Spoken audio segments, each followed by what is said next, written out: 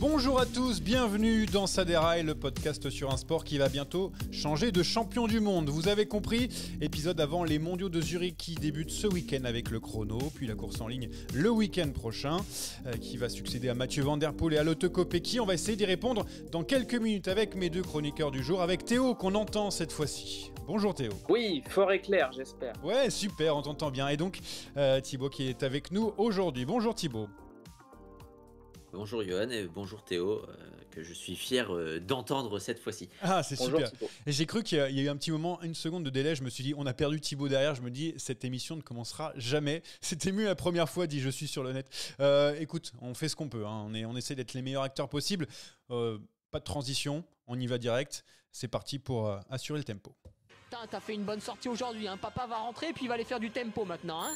Alors, j'ai triché un peu, je vous le dis, parce que oui, j'ai fait toute une intro sur les mondiaux et tout, mais est-ce que ça vous dit pas d'abord de parler de championnat d'Europe ? En plus, c'était diffusé sur l'équipe, Théo, donc on est obligé d'en parler. Ça veut dire quoi, ça ? Bon, parce qu'on sait tout ton amitié pour cette chaîne. C'est diffusé sur Eurosport également. Oui, bon, bah, c'est vrai, maintenant. Bah, sur Eurosport et l'équipe, voilà, on va dire les deux. Et donc, avec la victoire de Tim Merlier chez les hommes et Lorena Wiebes chez les femmes, sur le chrono, c'est Affini, l'Italien, et Kopecky. Donc, petite question, tiens, on va commencer par toi, Théo. T'as pensé quoi des championnats d'Europe cette année ? Moi, j'ai l'impression que ça a perdu un petit peu de sa saveur parce que on s'approche des mondiaux. On a l'impression que c'était une course un petit peu lambda, on va dire. Après, la place dans le calendrier est peut-être pas forcément la plus heureuse. Ce sera encore déjà le cas l'an prochain où il y aura une semaine de battement entre Kigali et les championnats d'Europe en Dromardèche qui seront très difficiles l'an prochain. Après, je trouve que le championnat d'Europe souffre un petit peu d'un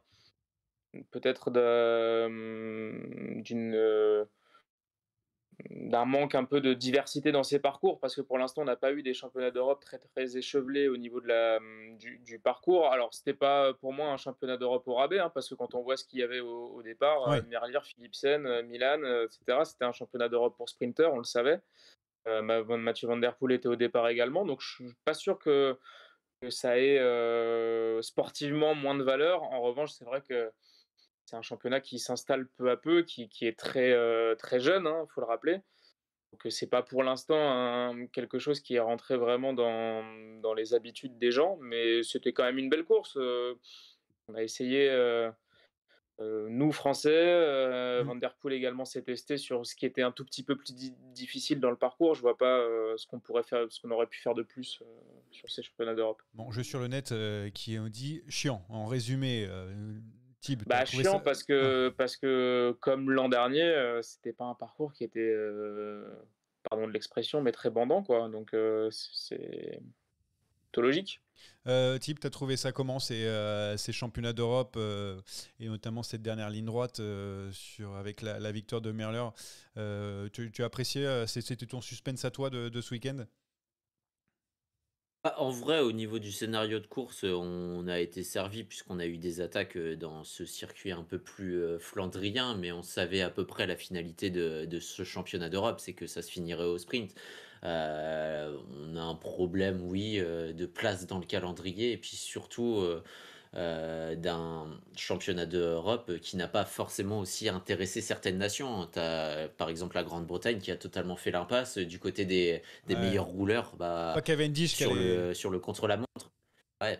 Et puis sur le contre-la-montre aussi, on n'a pas eu les meilleurs du plateau. Donc ouais, t'as pas eu l'engouement que t'as sur certaines courses, mais ça souffre aussi de son placement. On est à 2 semaines des mondiaux de Zurich. On a aussi les GP du Canada qui sont en cours. Donc forcément, ça souffre un peu de cette place qui est un peu bâtarde.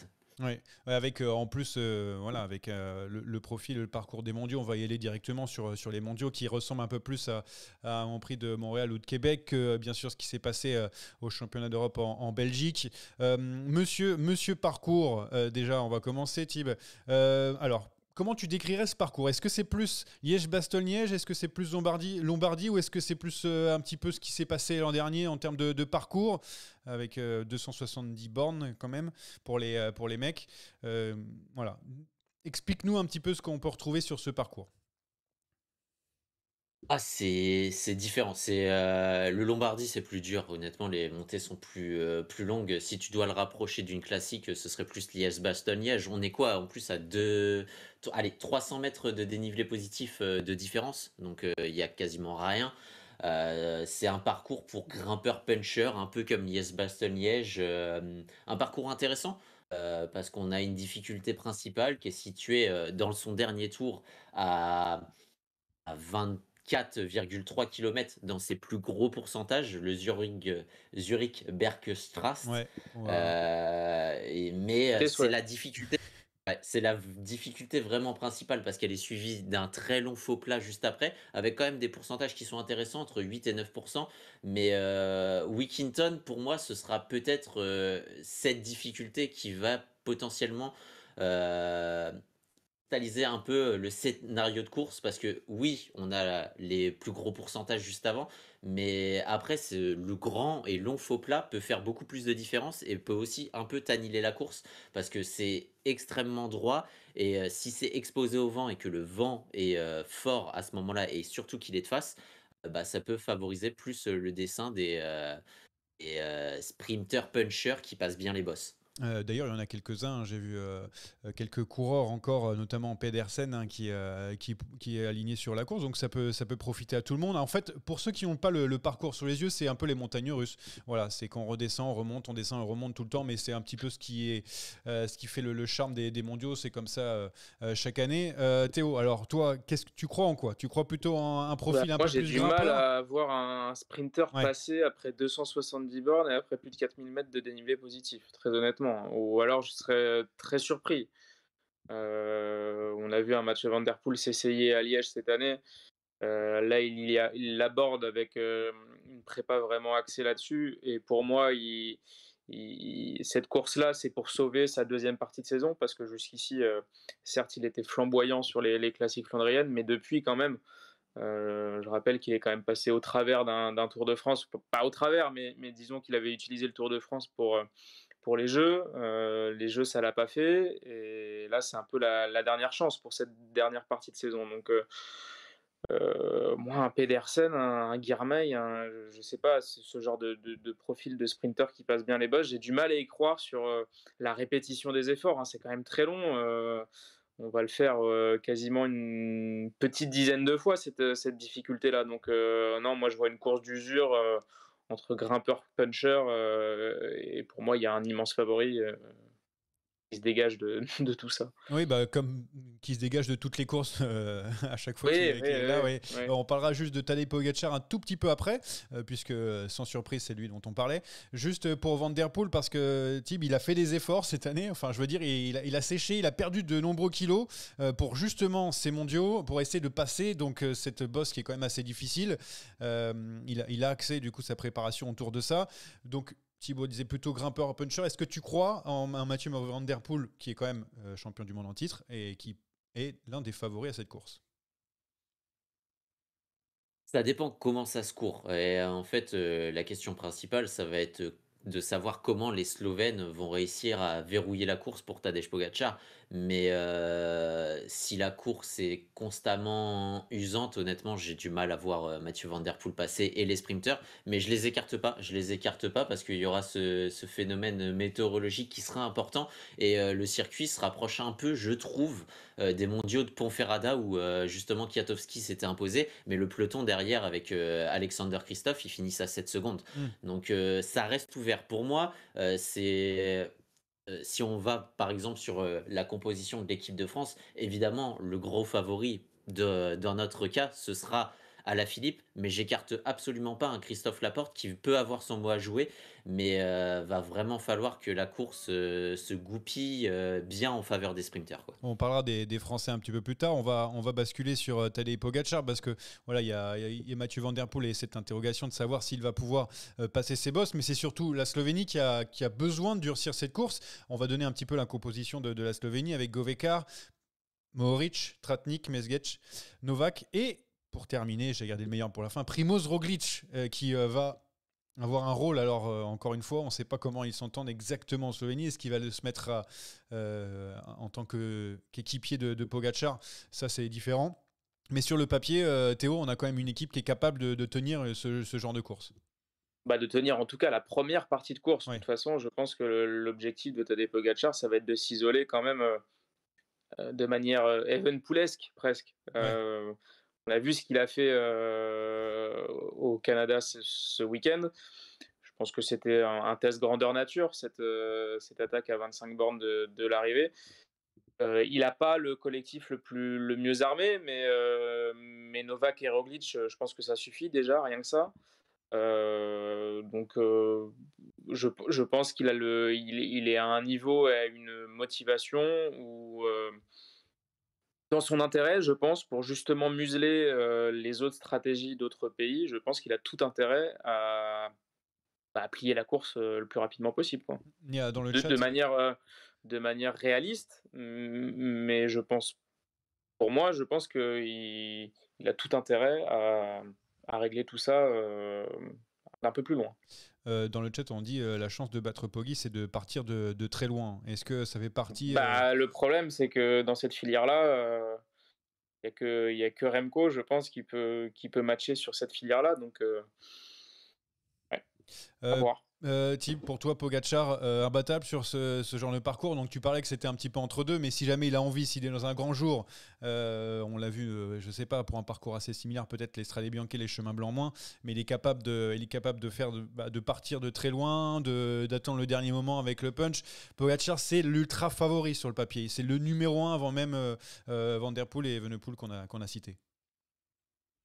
Ah ouais, totalement. Et en fait, la question, ça va être de savoir si les Slovènes vont pouvoir faire ce que font les Emiratis sur la course, ce qu'ils ont fait sur l'Estrade Bianche, ce qu'ils ont fait l'autre jour, dimanche dernier, du côté de Montréal, c'est-à-dire de verrouiller totalement la course, avoir un train qui est tellement asphyxiant que bah, tu empêches ces offensives de loin. Parce que si les adversaires de Tadej Pogacar veulent essayer de renverser le Slovène, faut que le scénario, ce soit un scénario à la Wollongong où un groupe est très fort, part de loin, et à partir de là, bah, Tadej Pogacar est piégé et ne pourra jamais revenir. Mais à ce petit jeu-là, il n'y a pas beaucoup de coureurs qui pourront se projeter à l'avant et résister à un Tadej Pogacar qui reviendrait de l'arrière. Et avant le circuit final, d'ailleurs, il y a quelques petites difficultés. Est-ce que ce serait pas là aussi pour les autres équipes de...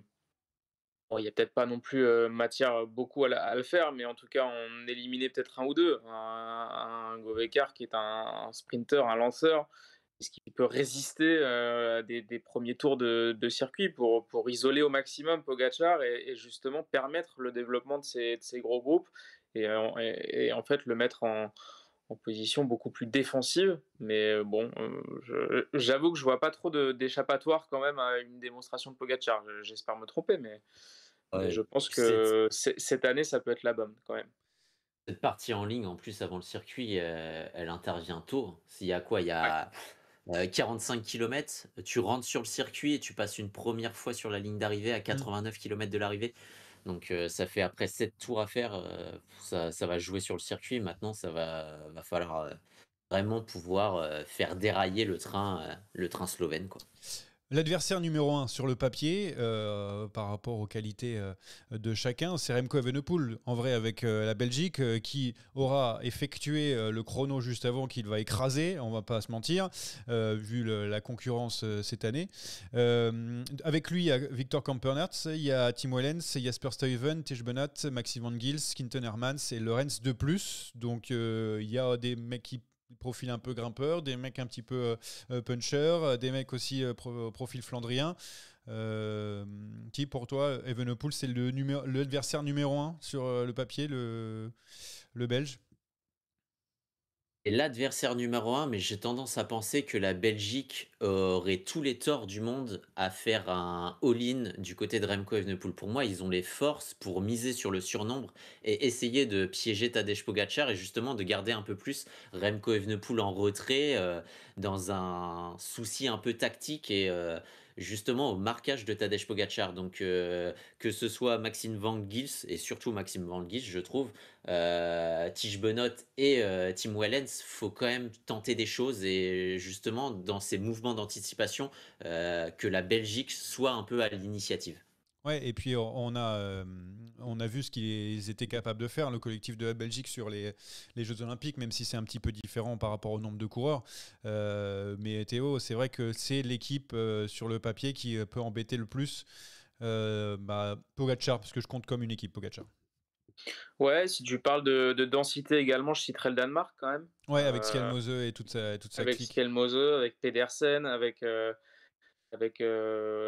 Honoré, les avec Pays-Bas, Van hein. Daal, même si c'est pas des grands noms du cyclisme mondial, c'est quand même des garçons sur lesquels un circuit comme ça peut bien matcher. Donc, moi, je pense que clairement, même les Équatoriens avec Carapace, hein, je pense qu'ils ont tout intérêt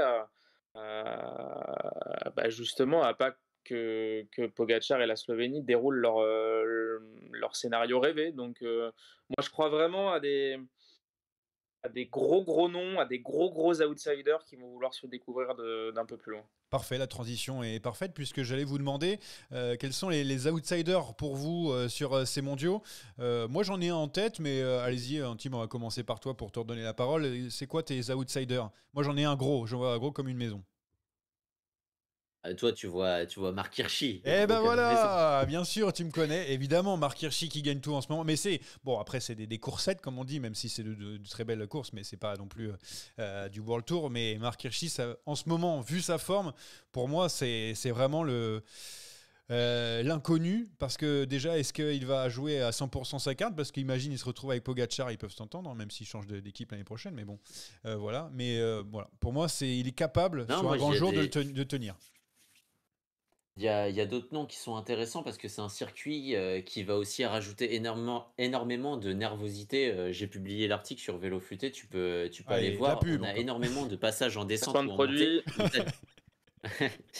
où tu as des terre-pleins centraux à passer. Et j'ai regardé des vidéos, visiblement, ce ne sera pas enlevé. Donc, c'est des passages où ça va être nerveux, faudra être placé constamment. Donc, Donc, Roglic le chute peloton quand? va être C'est ça, oui. ça va être la question. Mais ça va rajouter en fait énormément de nervosité, un peloton énormément aussi étiré.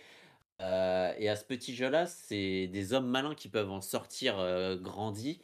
Et moi, très récemment, Pello Bilbao, c'est un type de circuit où justement un homme malin peut aller briller. Et puis, quand je parlais du collectif néerlandais en citant un autre collectif qui était fort, présentement, j'en vois un qui est un peu ce renard des surfaces au football et qui remonte en pression et qui malgré tout est un peu sous les radars. Bauke Mollema, je ferai quand même attention à lui aussi, hein. Non, mais moi, je pensais que tu allais parler de l'Espagne, parce que moi, je vois l'Espagne aussi grosse équipe sur le papier. Bah, l'Espagne, je t'ai dit Bilbao. Ouais, mais avec lui, il y a Carlos Rodriguez, il y a Juan Ayuso, il y a Mikel Landa, il y a Enric Mas, avec Saramburu, Adria et Castrillo, que des Ouais, mais mecs les qui vont mecs, faire fort. ils sont Ouais. carbonara là, hein, Non, mais c'est pour les ça. Espagnols, là. Et en plus, T'as je vu vois pas. comment Mas finit la Vuelta? T'as vu comment Rodriguez finit la Vuelta? Moi, j'y crois pas du tout. Non, mais surtout, en plus, qui va rouler pour qui? Il n'y a pas un seul mec, parce que c'est ça où je comprends pas. Les Espagnols ont l'impression qu'ils mettent juste les meilleurs. Ils se disent, bon, on met les meilleurs dedans, et voilà, on se pose pas la question. Là, par exemple, là, pour rouler ou pour s'entendre,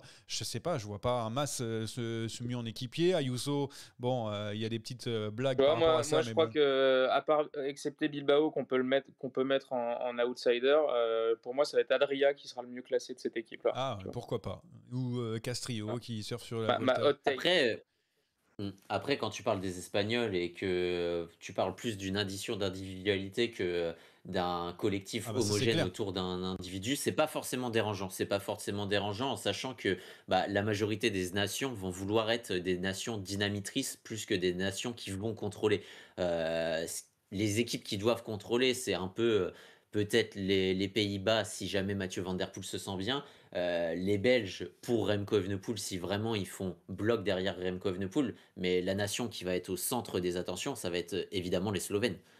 Ouais, après, je trouve que depuis Valverde, les courses d'un jour, les Espagnols, c'est un peu perdu son Non, charme, mais en tout cas en sur les fait, mondiaux. Johan, je vois aucun scénario où Mikel Landa peut s'imposer, Ouais, moi où non plus. Enric Mas peut s'imposer, où Euh, Carlos Rodriguez même peut s'imposer, ouais, moi non plus. Pello Même un Bilbao, Rambourou bon, au final. Ouais, et encore, hein, parce que même à un sprint à un 3, il peut faire 2, hein, à Ramboro. Bah, Mais le problème d'Armbrough, c'est qu'il gagne que quand il est en solitaire, donc bah, la question, elle est vite répondue. Euh, alors qu'on l'épingle quand même comme un mec qui a une pointe de vitesse. Mais en vrai, finalement, mais limite Bilbao a peut-être plus de chances de se sortir d'un groupe de 5-6 à la pédale ou au sprint que Aramburu. Mais ça, c'est une autre question. Il y a les Britanniques également, hein. ouais, avec les frères Attention, Yates, ouais. hein. Stéphane Williams, Oscar Ouais. Onley, certes, c'est pas, je les mettrais pas évidemment dans le premier, voire même le deuxième rideau, mais attention. Ouais, il y a Stephen Williams, Tom Pidcock, Oscar Onley, il y a les frères Yates, donc il y a du beau monde aussi du Britannique. Il y a aussi, on n'oublie pas, Moi, les États-Unis avec Jorgensen, McNulty, Sheffield, Simons et j'en passe. Ce sont des collectifs intéressants. Pourquoi pas aussi la Norvège? On voit avec Johannessen, avec Tobias Foss, Ton Mitte, Leknesund. Voilà, il y a des équipes qui sont au Il papier, y a, ça reste, il y a quand ça même peut être une petite intéressant. curiosité à voir aussi, mais on n'a pas encore les compos, c'est les Italiens. S'ils alignent Zambanini, au vu de la forme du bonhomme, Ouais, tu de vas sa voir. petite pointe de vitesse, non, non, mais ça peut être une des curiosités de ce mondial. Attends, on va faire les paris tout à l'heure. Tu vas mettre Zambanini sur le podium? Ah, merci. Tiens, en parlant des compositions qu'on n'a pas, nos amis français, pour l'instant, on n'a rien, mais Thomas Voeckler, c'est parce que c'est un maître stratège. Il met du temps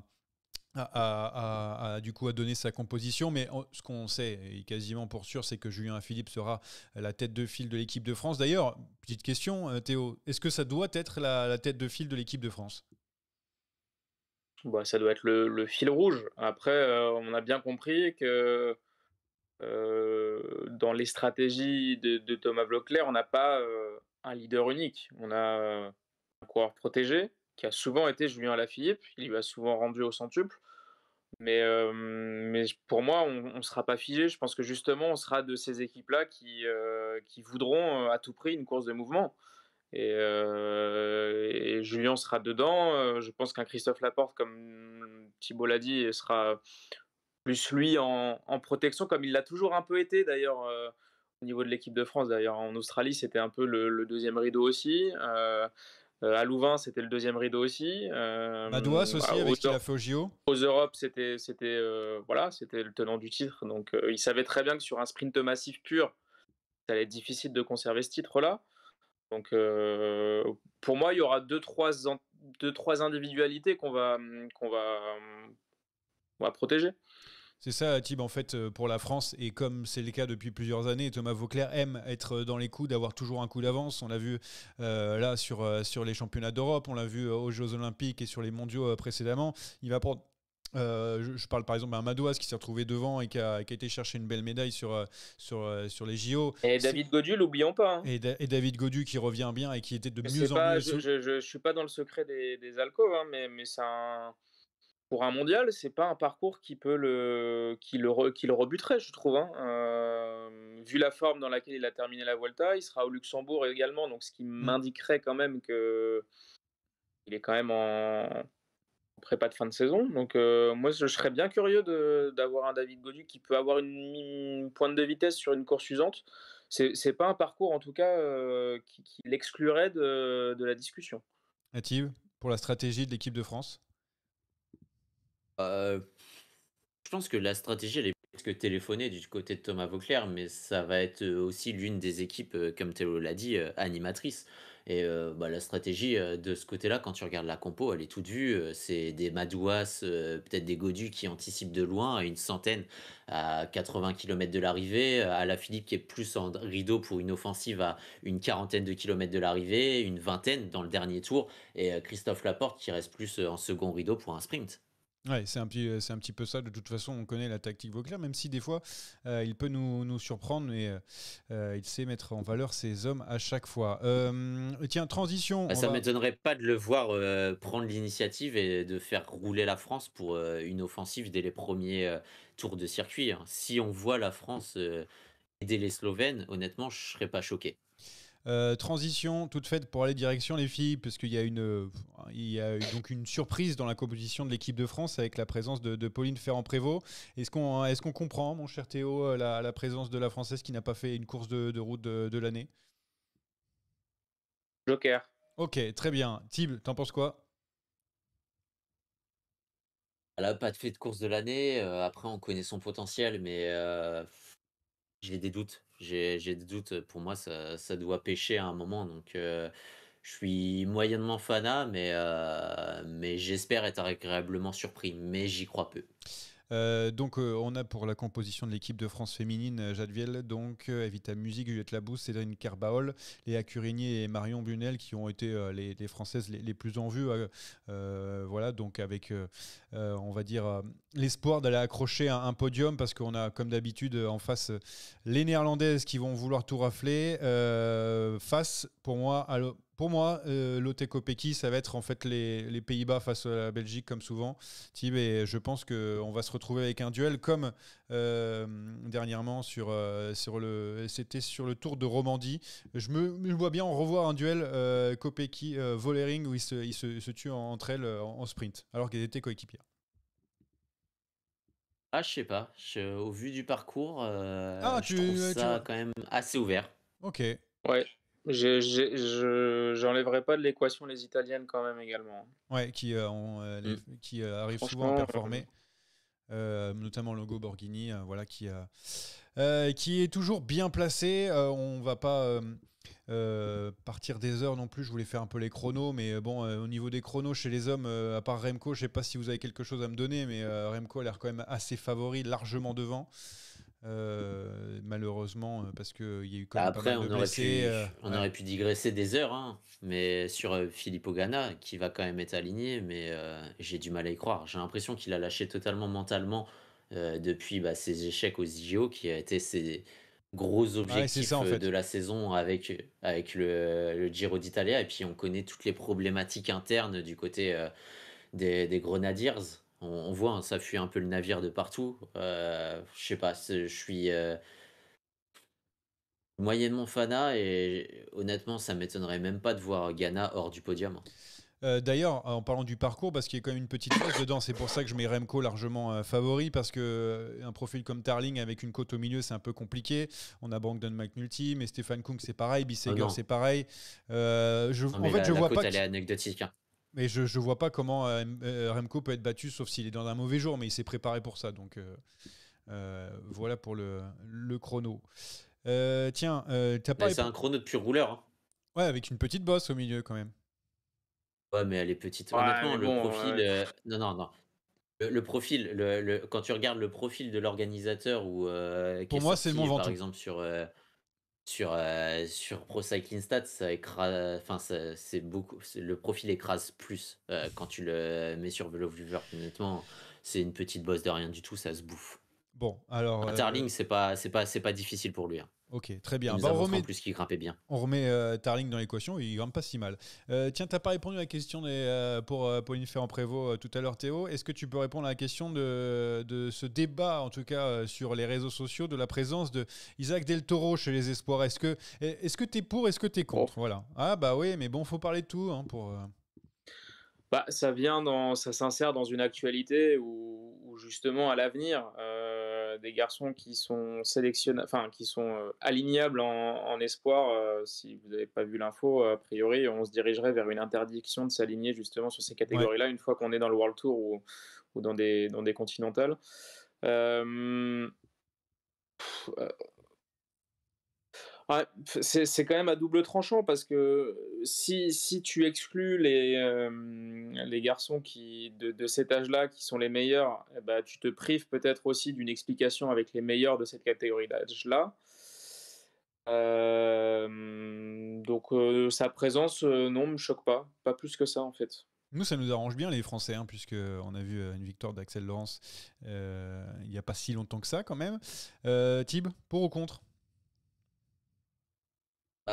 Moi, je suis pas fanat dans l'absolu où je rejoins un peu les avis des DS et je suis un peu en contradiction avec certains où je considère pas ça comme une catégorie d'âge, mais plus comme une catégorie de développement qu'il faudrait déjà abaisser à 21 ans. Ouais. Mais pour moi, c'est quand tu alignes ce type de coureur, tu enlèves la possibilité à un coureur qui a l'occasion de porter le maillot national et surtout de se montrer et d'aller chercher un contrat pro, de le faire. C'est les courses qui sont un peu les plus vues, c'est des occasions assez uniques.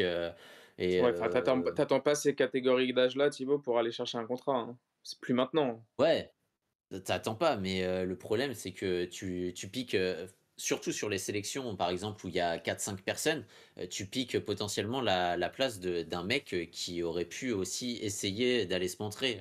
Je me souviens d'un late cycling, justement, où Félix Pouilly l'expliquait très bien, où justement, tu avais des amateurs qui étaient un peu plus lésés du côté des championnats du monde aux États-Unis parce que bah on a préféré mettre des pros sur ces championnats du monde là. Donc enfin, dans l'esprit de détection, je suis moyennement fan, Moi, honnêtement. Mais c'est parce que moi je le mets vraiment comme une catégorie où tu vas chercher le développement et le développement professionnel. bah après, Après, est-ce que le mondial a vocation à détecter? Est-ce qu'il a pas plutôt, vocation à récompenser le meilleur catégorie, le meilleur coureur, le coureur le plus fort Après, de cette quête de de toute façon, il faut descendre la catégorie. 23 ans maintenant, on sait que ça fait un petit moment maintenant que enfin, ou des coureurs qui sont passés par des équipes que World Tour, auparavant gagnent cette catégorie d'âge-là. En fait, c'est tu sanctionnes la précocité. C'est ambivalent quand même comme débat. Besson, oui, l'âge, et puis mais après, t'as des coureurs précoces comme Remco Evenepoel qui, eux, ou Tarling, du côté du chrono, ont préféré Ouais. être surclassés du côté des professionnels parce qu'ils considéraient qu'ils n'avaient rien à faire du côté bah, des coureurs qui sont espoirs et pour la plupart, certains amateurs. voilà, c'est ce que je disais. Baissons un petit peu déjà cette catégorie d'âge et puis ensuite, parce que maintenant à Après, de toute 23 façon, ans, on a déjà 4 ans presque on a déjà 4 ans de pro quand tu vas jusqu'à 23, donc voilà, c'est particulier. Messieurs, on peut aller direction, on attaque pas avant le quiz parce qu'il y avait 2 3 trucs Allez, qui sont passés allez. en dehors des mondiaux et des championnats d'Europe. Attaque de Pierre Roland encore une fois. Personne ne réagit. Alors, je voulais parler de quoi? Alors, justement, on en parlait, la Tib, t'en disais quelques mots tout à l'heure. Je voulais parler de d'Ineos avec Lucro qui devrait partir de cette équipe pour devenir directeur sportif chez Decathlon à G2R, mais c'est surtout pour montrer qu'il y a une fuite un petit peu du côté d'Ineos. Quel avenir pour l'équipe britannique? Voilà, c'était une de mes interrogations. Sinon, j'ai Cosnefroy qui a gagné, a remporté la Coupe de France. Avec De Klein qui remporte le Grand Prix d'Isberg, Burgodo qui remporte le Tour d'Istanbul et Grand Prix Québec et Montréal. On en a parlé un peu, donc on n'est pas obligé. Donc, avant que tu tenais la parole, parce que je sais de quoi tu veux parler, Thib. Théo, tu veux parler de quelque chose à l'intérieur? franchement, non. Ok, super. Ineos, alors vas-y, Thib. On en parlait un peu. Exprime-toi, tu as le temps. Qu'est-ce qui t'inquiète? C'est la chute, c'est la chute de l'Empire. On le voit, tu as la majorité des coureurs qui préfèrent s'expatrier de ce type d'équipe. Et le cas du Cro en est presque symptomatique parce que certes, tu quittes l'équipe en tant que coureur, mais tu aurais pu l'intégrer en tant que staff et tu choisis une autre équipe. Honnêtement, quand j'ai vu la news, je me suis frotté les yeux et j'ai vérifié à plusieurs fois que c'était pas un contrôle Enfin, parce qu'on en il y a voit de rien plus qui en est plus. signé, attention, hein, on va quand même préciser, Oui, mais Mais Thibaut, il sait. qu'il y a rien qui est signé, OK, mais il y a quand même, officialisé en tout cas. Ça, signé, je oui, sais il y a pas, mais mais rien que le fait, qu'il y ait cette possibilité, elle est relativement inquiétante du côté des Ineos, en sachant qu'en plus le sponsor veut se dégager, un peu du monde du sport et rester peut-être un peu plus vers le football, mais aussi s'écarter de la Ligue 1 et se recentrer peut-être un peu plus du côté de la Première Ligue. S'enlever progressivement du vélo, c'est semble-t-il quand même la petite mort, des Ineos Grenadiers et moi ça m'étonnerait même pas que dans 3 à 5 ans, l'équipe finisse par disparaître si elle ne trouve pas de sponsor remplaçant et surtout un second souffle bah, du côté de l'encadrement où visiblement c'est là où ça pêche le plus du côté des coureurs qui s'en plaignent de plus en plus. Voilà, le coup de gueule, entre guillemets, est passé parce que tu as envie de voir Ineos encore briller et de concurrencer les plus grosses équipes. Ce n'est pas le cas ces derniers temps, notamment sur les grands tours. Est-ce que vous êtes prêts pour le quiz? Il n'est pas facile celui-là, je vous le dis. allez. Ce quiz Allez. est une dictature orchestrée par moi-même. Oh, j'ai pas compris la question, c'est. Alors, écoutez bien le chat aussi, puisque vous allez pouvoir jouer. On va faire un quiz sur les championnats d'Europe, évidemment, le truc le plus sympa. En bref, championnat d'Europe. En vrai, je vais vous donner une nationalité. Et vous allez devoir me donner un coureur qui a fait podium des championnats d'Europe, homme, femme, course en ligne, chrono. Vous avez le choix. Au départ, c'est très simple. Je vous explique. Donc, c'est pas terminé. C'est à la rapidité pour le première réponse. Voilà, comme ça, je donne un point à la personne. Et puis ensuite, on enchaîne. Alors, après, je donne la parole à Théo. Et au bout de 2 mauvaises réponses, on arrête. Et donc, du coup, on passe à la nationalité suivante. Voilà ce que vous voulez. Et le chat, c'est pareil. Dès que c'est la nationalité, si vous pouvez donner des coureurs qui n'ont pas été donnés par nos deux concurrents du jour, mais au bout de 2 mauvaises réponses dans le chat, j'arrête, vous perdez, tant pis, vous engueulez entre vous, mais c'est comme ça que ça se passe. Est-ce que vous êtes prêts ? Ça commence presque du plus dur jusqu'au plus facile, on va dire. C'est pour qu'il y ait des points à rattraper. Il y a un tour chacun, on est d'accord. Alors du coup, premier, pour prendre la main, un peu comme question pour un champion, on prend la main, voilà, pour prendre en disant le nom de la personne pour le premier, pour le premier nom, voilà, en gros. Et puis ensuite, on alterne. Une fois après. Très bien. Alors, on commence avec la Pologne. Après, s'il n'y a rien, vous avez le droit à 2 mauvaises réponses, n'oublions pas. Et vous faites, si vous avez envie de vous lancer dans la bataille, n'hésitez pas. Le chat, pareil, ne vous inquiétez pas. Moi, je prends. Ok, bah vas-y. Pikulik. Pikulik, c'est une bonne réponse. Pikulik, donc cette année, qui a terminé 3e de la course femme. C'est un point pour Théo. Donc c'est à toi la Tib, tu m'en donnes un. Ou pas, enfin... Un Polonais. Un Polonais. Ou une Polonaise. Ou une Polonaise, évidemment. Il y reste 2 encore. Il y a les chronos aussi, pardon. Chrono, c'est bon. Ah, la Tib, c'est un jeu qui joue vite. Sinon, je donne ça compte pour faux. Bah, je sais pas, je vais... Kiatko. T'as perdu. Kiatko, c'est pas bon. Ah oui. Théo, est-ce que tu en as un ?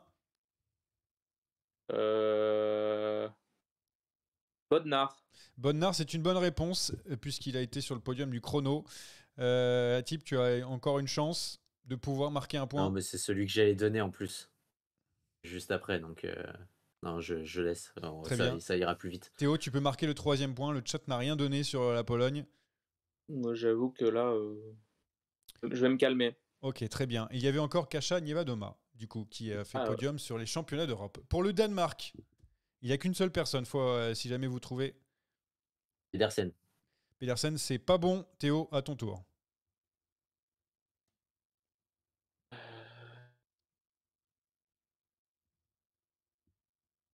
Je suis obligé de donner une réponse ou je peux passer tu passes ou tu donnes une réponse.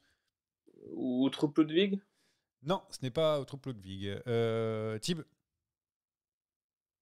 Un Danois. Asgreen. Asgreen, c'est une bonne réponse. 1 point pour la Tib sur le chrono. Asgreen a scoré. Ouais. L'Allemagne. C'était pas en ligne. C'est parti pour l'Allemagne.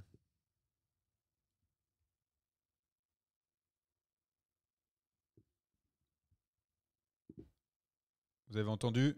Allô ? Oui. Ah, j'avais dit ça l'Allemagne. A coupé j'ai dit Ackermann. Ouais, Ackermann, c'est une bonne réponse pour Théo. Ackermann, c'est bon. 3e point pour Théo. Tib ? Degenkolb, j'avais dit. Degenkolb, c'est pas bon. Théo ? Jan Lippert ? Jan Lippert, c'est bon. Encore 1 point. Putain, Tib ? il me l'a pris. Il reste encore beaucoup, voilà, pour vous dire, mais des pas difficiles. Ah ouais. Il reste encore 1, 2, 3, 4. Greipel. Greipel, ce n'est pas bon. Théo, tu peux marquer un dernier point. Le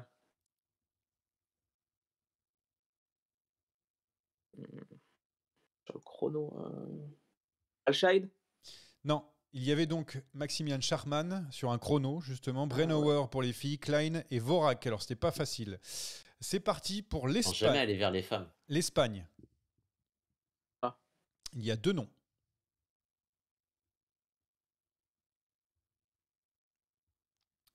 L'Espagne, 2 personnes qui sont montées sur le podium. Course en ligne ou chrono ?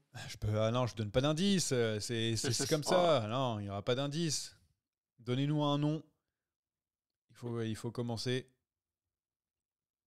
Sinon, je passe aux prochaines nationalités. C'est perdu. Il y avait Dani Moreno et Castroviejo. Voilà.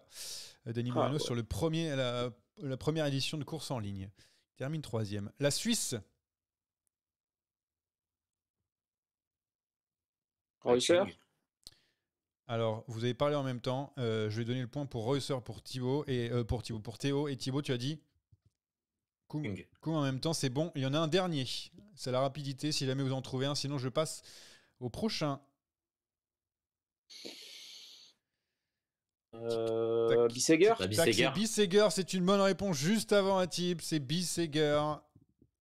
Ça fait donc un petit point sur les scores. 6-2. Non, c'est moi. Ah non. En tout cas, moi, jusqu'à mes oreilles, Théo est arrivé une seconde avant. Mais peut-être qu'il y a un décalage et donc tu es perdant là-dessus. Grande-Bretagne. 6-2, on rappelle pour Théo. Grande-Bretagne. Cavendish, c'est pas bon. Théo. Il faut tenter. Il y a 2 noms. Ouais, il faut tenter. Il y en a 2. C'est pas grave, j'en ai un autre. Ouais, mais s'il le dit pas avant. Tic-tac, tic-tac. Tarling. Qui Tarling. Eh bien, c'est une bonne réponse. Tarling donc a déjà été sur le podium des championnats d'Europe. Tib. Il n'y a pas Viviani, il en a pas chialé. Mais attends, mais depuis quand il est britannique, Viviani? Ah merde, putain, je suis con. Non, il était dans une équipe britannique. Eh ben, pour ça, on passe. Le dernier, c'était Henderson chez les filles, encore une fois. Nous passons maintenant avec les nationalités où il y en a beaucoup. L'Italie. On commence avec l'Italie. Allez-y. Il y en a une 10. Colbrelli. Colbrelli, c'est bon pour Théo. À toi, Tib. Trentin, c'est bon. Viviani, c'est bon. Ah, il m'a piqué le mien. Putain, je suis con. Il y en a 10 au moins. Bah, il n'y a pas. Chrono, doit bien y avoir un Bétiol. Tellement pas. Une mauvaise réponse. Théo. Ghana, c'est bon. Tib, ça revient. Au panache, tu vois. Cataneo, bien sûr, cette année, tu marques un point, tu es encore dans le jeu. Théo. Nizzolo, c'est une bonne réponse pour Théo aussi, qui est en train d'écraser ses championnats d'Europe, tel Tim Merler dans le sprint cette année. Tib. Balsamo, c'est une bonne réponse. Enfin, il y a des possibilités chez les filles, il y en a beaucoup chez les filles aussi. Longo Borghini, c'est une bonne réponse, mon cher Théo. Tu marques aussi un point. Tib.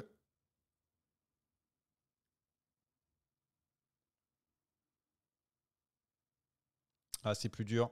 Tic-tac, tic-tac. Je vais malheureusement devoir éliminer Tib, qui n'a pas donné la réponse à temps. Et il y avait encore. Attends, je crois qu'on n'a pas dit. Colbrelli, on l'a dit? Attends, moi j'en ai peut-être d'autres. Non, parce qu'il y a trop d'écart. J'arrête là. C'était son premier Colbrelli. Moser, il y avait Moreno Moser, il y avait Affini qui n'a pas été donné, Bastianelli, Bronzini, Cecchini, Barbieri, Balsamo. Pour les filles, voilà. Attention, ça devrait aller vite. L'équipe de France. On a du monde à l'époque de Moser. De quoi? Moser, c'est il a fait sur les chronos, première édition de chrono. Non, j'étais en train de me... donc je disais la France. Ouais, c'est la... À la Philippe. Oh là là, Tib, faut que tu rebranches ta co là parce que c'est terrible. Attends. Thibaut, t'as du retard. Démarre. Alors, est-ce que tu entends comme moi, Théo, des trucs un petit peu... J'ai entendu démarre. Ouais, démarre au bout de 50 secondes. Démarre. Démarre. Ouais, mais ça a été donné dans le chat. Donc le chat marque un point avant que tu le dises. Et ça a donné Cocard, c'est pas bon le chat. Allô, tu m'entends, Philippe? Voilà, Philippe, c'est bon. Je te l'ai noté, Théo. Mais malheureusement, on est en train de perdre la connexion Wi-Fi de Tib. Je pense que ça va être une victoire par... il est en zone blanche. Ça va être une victoire par forfait. Je crois que ce tour, c'est Boigny, Boigny, c'est pas bon. En plus, c'est pas bon. T'es éliminé. Bon, allez, on va arrêter le quiz maintenant. Il y avait encore la Belgique et les Pays-Bas, mais comme ils captent plus, on va s'arrêter comme ça. De toute façon, il y avait 1, 2, 3, 4, 5. Il y avait 12-4. Voilà, et 1 pour le chat. Il y avait aussi. Il y avait pour la Belgique, il y avait Van Aert, Arrête de parler. Lampard, Remco. Tu m'entends ou pas? Je vais le muter. Voilà, en attendant, retourne à Remco. Il y avait donc, je vais faire la Belgique avec Van Aert, Lampard, Remco, Merlier, Kampenaerts, Kopecky et Duyck. Et chez les Pays-Bas, Hofland, Moreno-Hofland, Jacobsen, Koy, Van Der Poel, Van Der Breggen, Vos, Peters, Van Vleuten, Wiebes, Van Dijk, Bredewold et Rihanna Marcus. Voilà donc pour ce quiz qui a été remporté haut la main par Théo. Bravo Théo. Alors on fait les paris, on va finir tous les deux de toute façon. On n'a pas le choix parce qu'on n'entend plus. C'est même pas vrai. Alors je voulais faire un truc, qui va remporter les mondiaux chez les hommes évidemment avec une belle cote derrière. Vas-y, qu'est-ce que t'en penses quoi? Avec une belle cote derrière. Avec quelqu'un qui peut monter sur le podium au cas où. Stephen Williams. Stephen Williams, ok. Et ce qui va remporter ou non, Bon, podium. Et non, mais je voulais dire ton vainqueur à toi, et en plus ta grosse cote, c'est ça que je voulais dire. On me dit Pogacar dans le chat. Oui, pour moi, si je devais faire un pari sécure, ce serait Pogacar et la grosse cote, Stephen Williams. Très bien, c'est noté. Tiens, Thib, est-ce que c'est bon? On a l'air de te voir, ça a l'air fluide. Tu veux essayer de retenter ta chance? Toujours pas. C'est terrible, c'est clairement terrible. Donc du coup, pour moi, j'aurais donné Pogacar. Et puis comme grosse cote, je vais me balader un peu. Qu'est-ce que je pourrais dire? Je vais tenter un podium. Alors celui-là, il est beau, de McNulty. Voilà, je le donne comme ça. Un podium de McNulty.